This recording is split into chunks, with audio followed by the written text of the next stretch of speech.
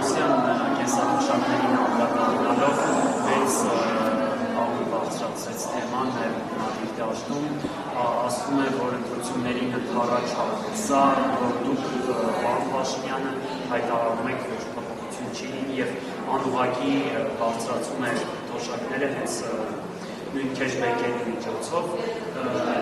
այս հարցին անդրադառնացեք, եթե հնարավոր է նաև իսկ հարցը կոնկրետ որն էր, ինչու հենց այս պահին որոշվեց, հա, ասում է, որ հենց ընտրություններին ընդառաջ է առնում փոփոխությունը, քաղաքական որոշում է, նաև նախագիծը երբ է հրապարակվելու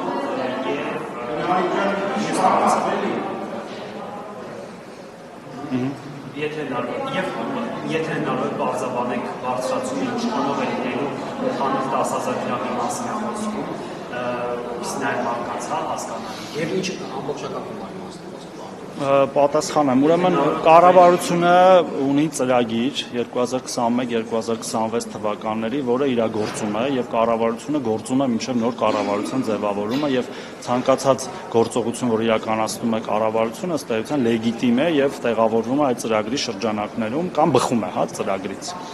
Ինչ վերաբերում է մինչև այդ չանելու կամ անելու հայտարարությունների, մենք մինչև այդ բարձրացրել ենք այլ եղանակով կենսաթոշակների եւ նպաստները հետվճարի եղանակով, մինչև այդ եղել են նաեւ ուղիղ բարձրացումներ, նկատի ունեմ մի քանի տարի առաջ, ինչպես նաեւ այլ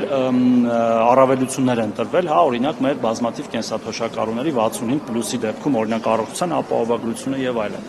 Բայց նաև եղել են օբյեկտիվ հանգամանքներ, որոնք նոր են ի հայտ եկել, դա մեր տնտեսական աճի ցուցանիշն է 2025 թվականի, որը մեզ հիմք է տալիս այլ հետևություններ անել հարկաբյուջետային քաղաքականության եւ նաև որոշումներ կայացնել, որոնք որ մինչև դա ավելի ռիսկային էին թվում եւ դրանով պայմանավորված որոշում է կայացրել, որ բոլոր կենսաթոշակները, գրեթե բոլոր կենսաթոշակները, խոսքը 667,000 մարդու է վերաբերվում, բարձրանալու են 10,000 դրամով, իսկ որոշ կենսաթոշակներ բարձրանալու են ավելի շատ, մենք ունենք դեպքեր մինչև 10,000 դրամներ, այսինքն օրինակ կերակրող կորցնելու կենսաթոշակներ եւ այլն, եւ շատ քիչ դեպքերում այդ բարձրացումը կարող է լինել, ասենք 8 կամ 7,000 դրամ, դա խոսքը վերաբերում է շատ փոքրաթիվ մեր քաղաքացիների, որոնք արդեն իսկ բարձր կենսաթոշակ են ստանում, նկատի ունեմ միջինից մոտ 2 անգամ բարձր կենսաթոշակ ստացող քաղաքացիների է վերաբերում, բյուջետային ծախսերը, որոնք պետք կգան այս տարի այդ ծախսը հոգալու համար կլինեն մոտ 80 միլիարդ դրամի շրջանակներում, որը մենք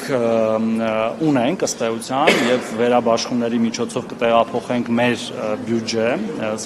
աշխատանքի եւ սոցիալական հարցերի նախարարության բյուջե, իսկ բուն որոշումը, որը մի որոշում չի, լինելու են մի քանի որոշումներ, հավանաբար կամ մոտակա կառավարության նիստին կամ դրանից հետո կընդունվի, որտեղ նաեւ ծրագրային ապահովման բանաձևերի մեջ փոփոխություններ պետք է իրականացնենք, որի համար անհրաժեշտ է իրավական հիմքերը մեզ։